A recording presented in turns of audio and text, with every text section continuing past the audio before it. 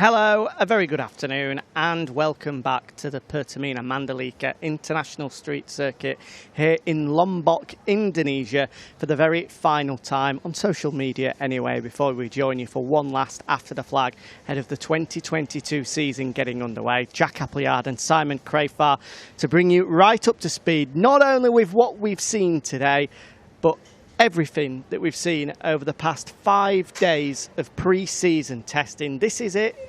Everybody has put their cards on the table. We know where all 6 manufacturers stand, so we can weigh up who's looking strong and who's got work to do heading to Qatar. Fastest on the timesheets and the fastest ever lap around this Mandalika circuit has now been set by Repsol Honda's Paul Espargaro, a 1:31.0.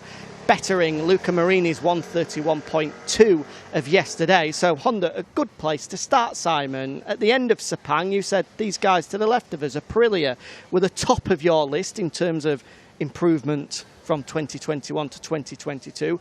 Given what we've seen here with Marc Marquez second yesterday, Paul seemingly going to take top spot today, have Honda leapfrogged them?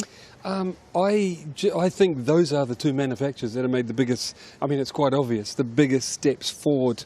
I think Aprilia's seems really solid and a little bit more, they've spent more time developing it. They know more where they are. Honda, it looks, I would say today, looks the most stable that I've seen their garage, meaning least changes, which makes sense. You know, I think they went through a lot of things, Sepang, a lot of things yesterday, and it looks like then all their new stuff works because, you know, in the Repsol garage, Mark, I would say Alex almost as well, but in the Repsol garage, Mark and Paul have the new chassis, obviously. There's a few other chassis that Tucker is testing. They have the new wing. Mark had been going back and forwards. He was unsure over the last days, going back and forwards, and he settled on the new wing, the big front one with more downforce, and those side pod wings, the whole bike that, you know, as it is brand new, it looks like everything's on it, and they're out there doing runs, a bit of a time attack this morning, and long runs, and out there together as well, chasing each other around, and both of them look good. I'd like to come back at the end and say who I think is the strongest overall. Yeah, absolutely. Okay, but so I'll leave that for now.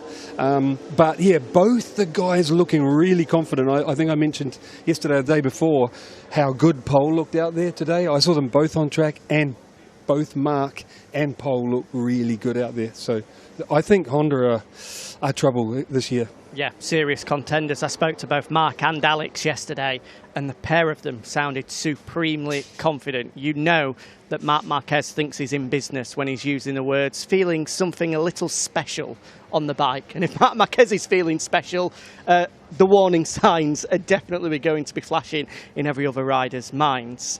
On the other end of the spectrum, Yamaha were the bottom of your list in Sepang. Second on the timesheets today is Fabio Quartararo. We know what he's capable of doing. He's the 2021 world champion. Has there been any indication here that they've managed to salvage something? No. And that's my honest answer, because I know Fabio, he's wonderful at the time attack, but looking at race pace stuff, I've just been standing outside his garage while he's been doing runs, and I learnt some new French swear words, you know, and how to pronounce them exactly.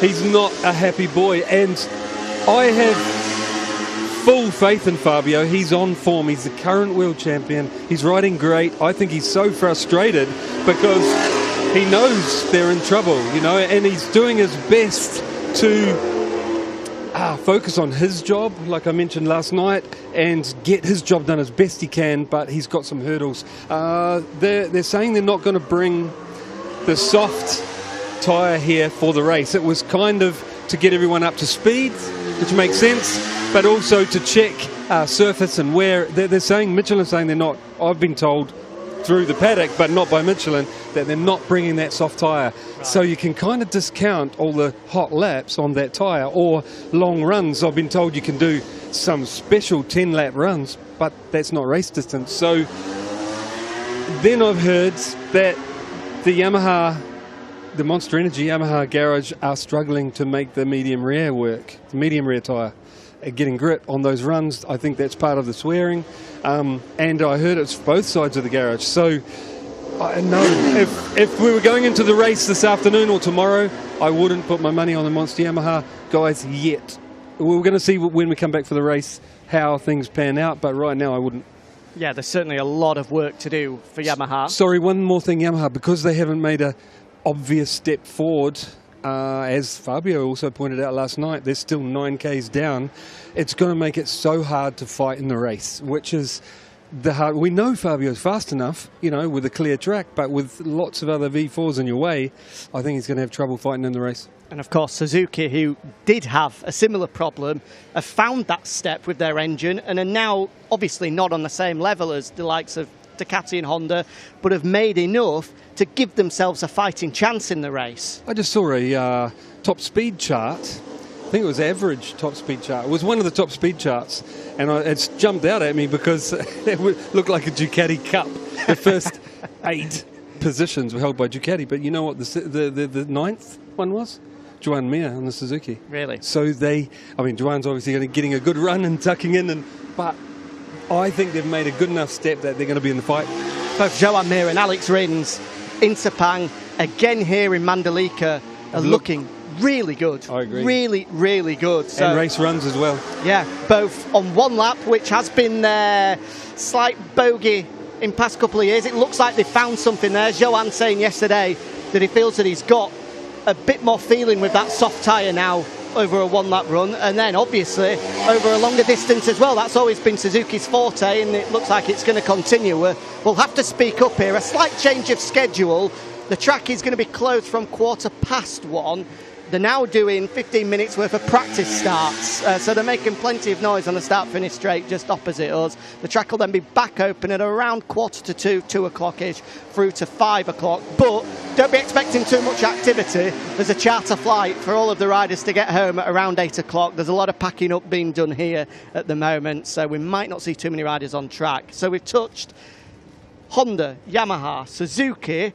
Let's talk about the pre-season favourites coming into the past couple of weeks, Ducati, because they've had a few struggles, I think. What worked in Jerez hasn't translated across to both Sepang and here in Mandalika. Yeah, I think you're right. They're saying, for example, the biggest complaint at Sepang, I mentioned, was that throttle connection, getting the rear tyre hooked up early to drive off the turn. And they were spinning up, and it's the same for all the teams here. They tell me once you break that traction, it's really hard to get it back. They've got so much power. They just keep spinning and you lose drive all the way on. So they had to fix that to fix their exits. And it looks like between electronics settings, you know, to smooth that power curve out, I imagine, and bike setup, I can see that they've put more weight on the rear, bike balance-wise. But I think most of the V4s I looked at have done that here. And one other thing was get rid of that long didgeridoo, as Jack calls it, exhaust pipe. Apparently it worked well on the 21 bike, but with the 22 they saw less benefit, but also when they put the old pipe on, it was a little mellower on the bottom and hooked up better. So yeah, it's engine. It's all about engine because the chassis is pretty much the same. It's engine, wings, which makes the chassis feel different, so they've had to have different bike setup. Sorry, that's basically what I've seen there. They're all their new stuff except the didgeridoo they've got on the bike. All their new wings, the riders are really happy with it. Change of direction, better turning, faster engine. Now they're getting it to hook up. I think they're in a good place. It just right here it comes down to who can put that long run on the medium rear. We'll come back to that because one of them leaps out at me as a favourite. We might just have to move to our right a little bit here as Alex Rins' GSX RR comes through. No problem whatsoever, looking resplendent with that brand new colour scheme on. At KTM, big struggles for them in Sepang. It was looking rather bleak, but they've had a couple of positive days here. Brad Binder has been edging his way up the timesheets. Are they in a better place as a result of these 3 days? We haven't even spoken about that, and I agree with your summary. It was before Sepang coming in, they were, like we were saying, might be harsh, but a bit lost on where to go.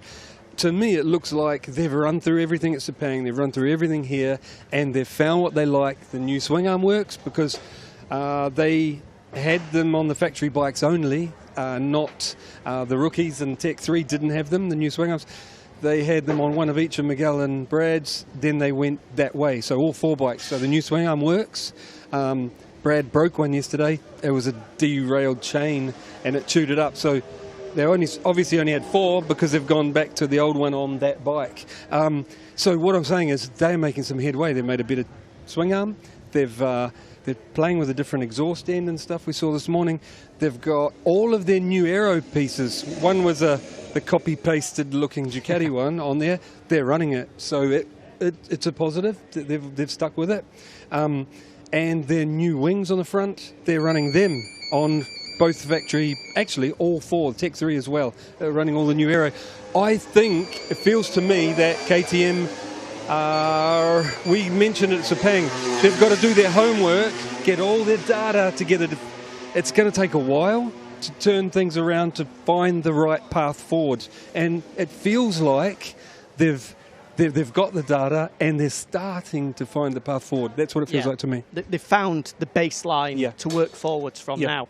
So I don't think they're going to be contenders come Qatar, but as we go through the season, the fact that they found that and can move forward is positive. Finally, then, let's touch on Aprilia, the guys to our left-hand side here. It's been a really, really positive pre-season for both Aleix Espargaro and Maverick Viñales.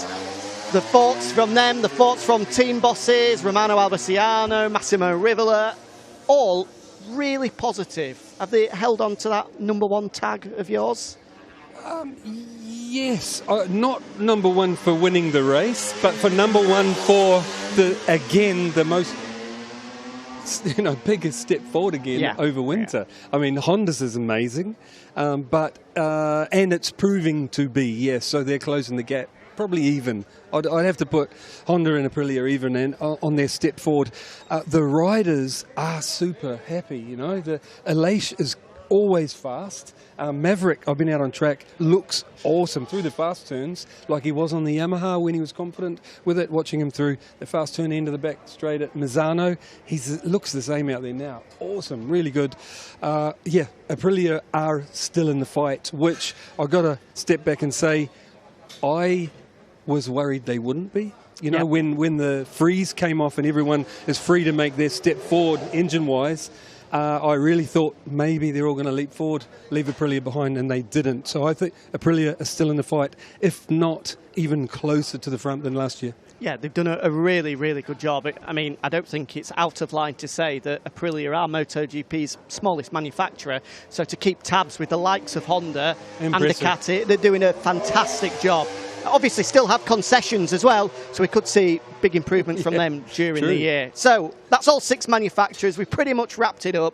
We've seen everything. 5 full days of testing. Simon, this is the big moment though.